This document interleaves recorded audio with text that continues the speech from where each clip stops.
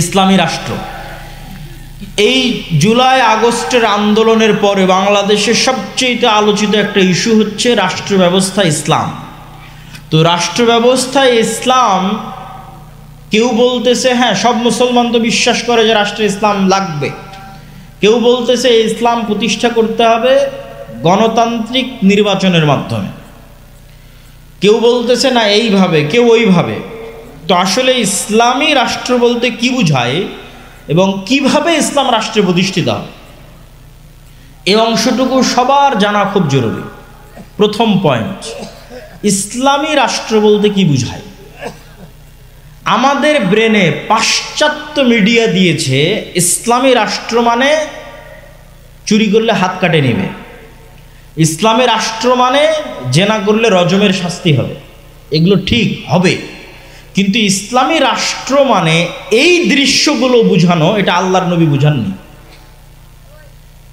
আমাদেরকে পাশ্চাত্য মিডিয়া বুঝেছে ইসলামী রাষ্ট্র মানে একজন মেয়েকেও বেপর্দায় বাইরে বের হতে দেওয়া যাবে না, সবাইকে বোরখা পড়তে বাধ্য করা হবে। তাহলে যারা পর্দা করে না ওরা কি চাইবে যে ইসলামী রাষ্ট্র আসুক? তখন ওরা আপনার দলকেও ভোট দিবে না, বাইরে বাইরে ইসলামের কথা বলবে, কিন্তু বাস্তবে চাইবে না যে ইসলাম ক্ষমতায় আসুক। কিন্তু আল্লাহর নবী যে ব্র্যান্ডিং করেছেন, ওই ব্র্যান্ডিংটা যদি আপনি মানুষকে বুঝাতে পারেন, তো মুসলমান বহু দূরের কথা, বেপর্দা নারী বহু দূরের কথা, হিন্দু এসে বলবে তোমরা ইসলাম প্রতিষ্ঠা করো, খ্রিস্টান এসে বলবে তোমরা ইসলাম প্রতিষ্ঠা করো। সেটা কি? রাসূলুল্লাহ সাল্লাল্লাহু আলাইহি ওয়াসাল্লাম বলেন, লা তাকুমুস সাআহ হাত্তা ইয়ানজিলা ঈসা ইবনে মারইয়াম। কিয়ামত ততদিন হবে না যতদিন মারিয়ামের সন্তান ঈসা পৃথিবীতে নেমে না আসছে। আর মারিয়ামের সন্তান ঈসা পৃথিবীতে নেমে আসার পর তিনটা কাজ করবে। এক, ইয়াকসিরুস সালিব, ক্রুশকে ভেঙে দিবে। ওয়া ইয়াকতুলুল খিনজির, শুকুরকে হারাম ঘোষণা করে পৃথিবী থেকে বিদায় করে দিবে।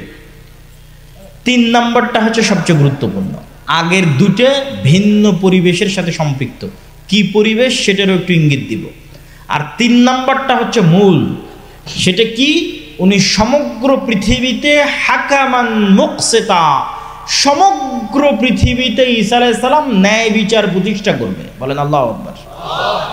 ন্যায় বিচার, এটা হচ্ছে রাষ্ট্রে ইসলামের ব্র্যান্ডিং।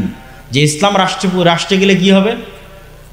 আপনার মানুষ আপনাকে বলবে ইসলাম রাষ্ট্রে গেলে হাত কাটবে, কেউ বলবে রজম করবে, কেউ বাধ্য পর্দা করবে। আল্লাহর নবী বলছেন ইসলাম রাষ্ট্রে গেলে সমগ্র পৃথিবীতে কি প্রতিষ্ঠা হবে?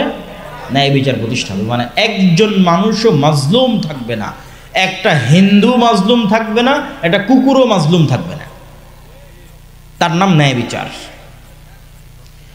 এবং এই ব্র্যান্ডিং এর কারণেই ইসলামে ন্যায়ের গুরুত্ব কত বেশি।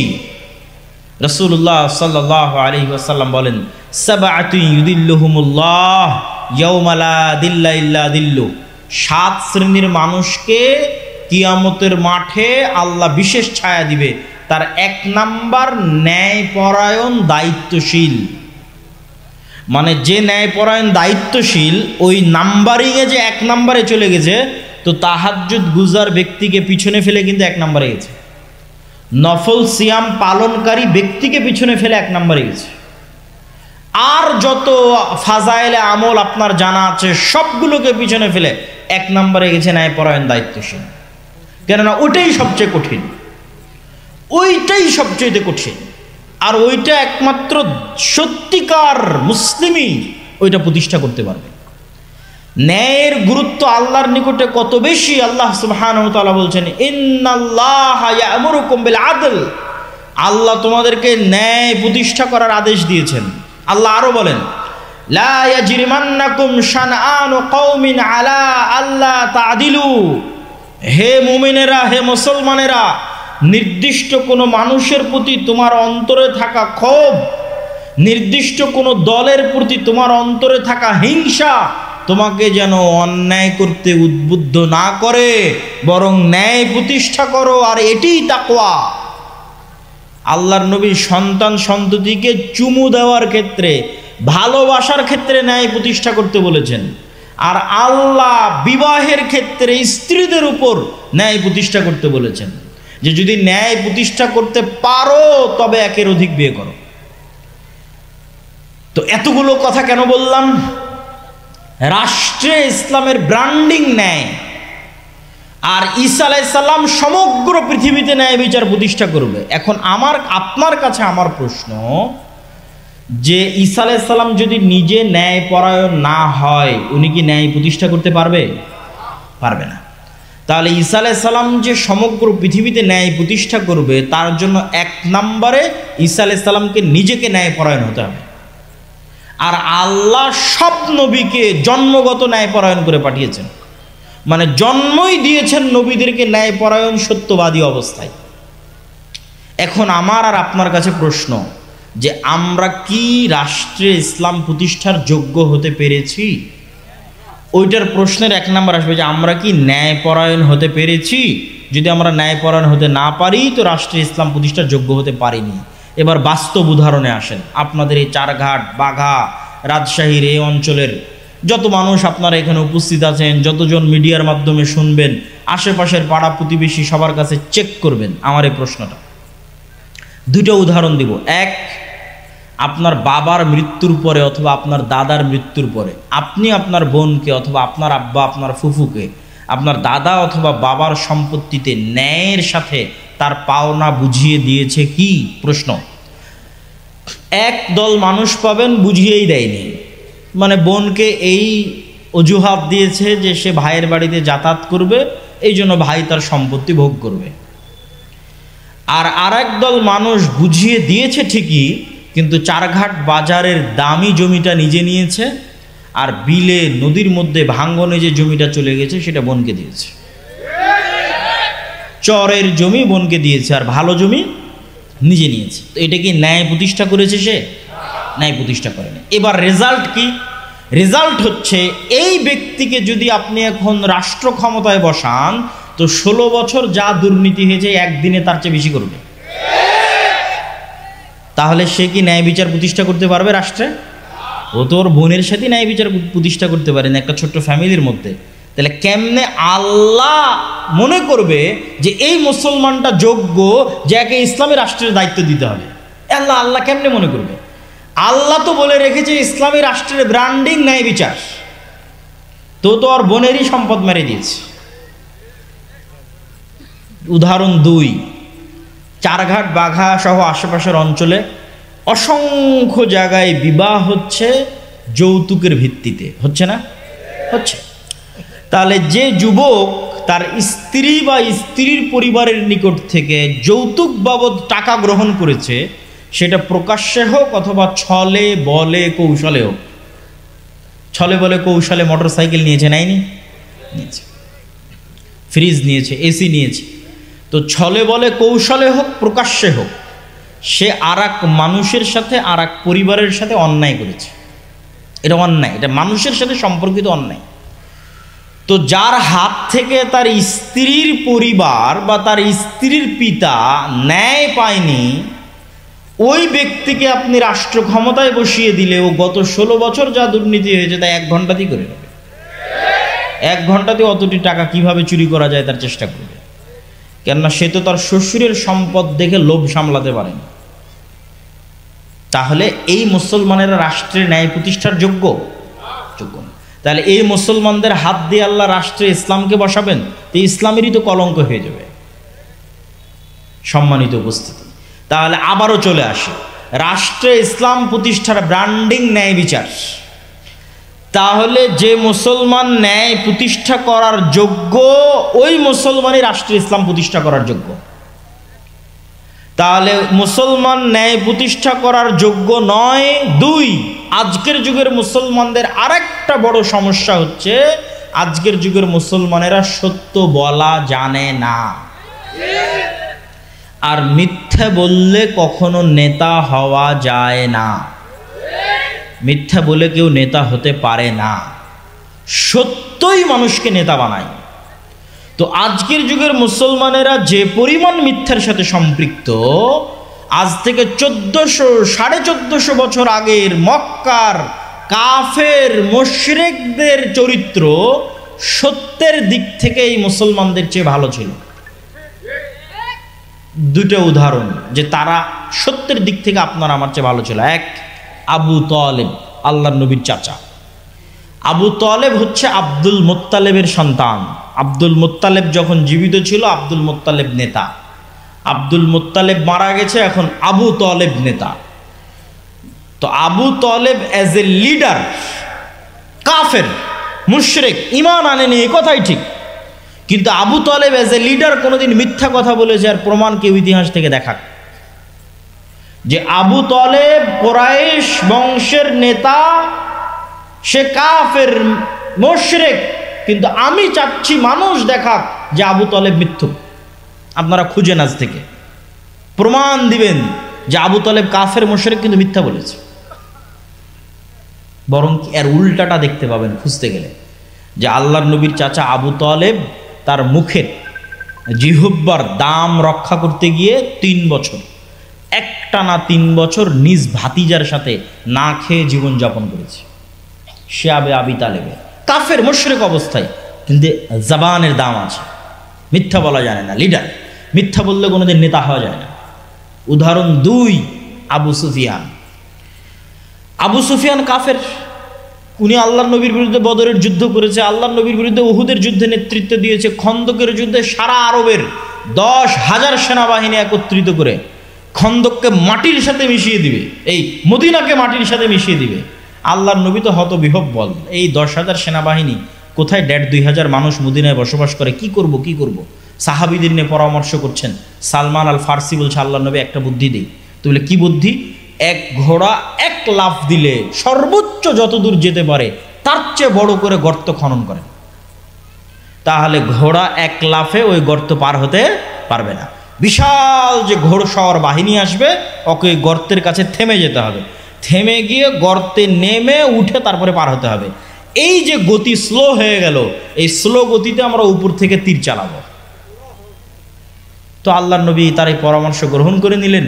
মদিনার যেই পাশে পাহাড় ছিল সেই পাশ বাদ দিয়ে চারিদিকে খন্দক করলেন। তো এই খন্দকের যুদ্ধে আল্লাহর নবীর মদিনাকে ধ্বংস করে দেওয়ার কাজের নেতৃত্ব দিচ্ছে আবু সুফিয়ান।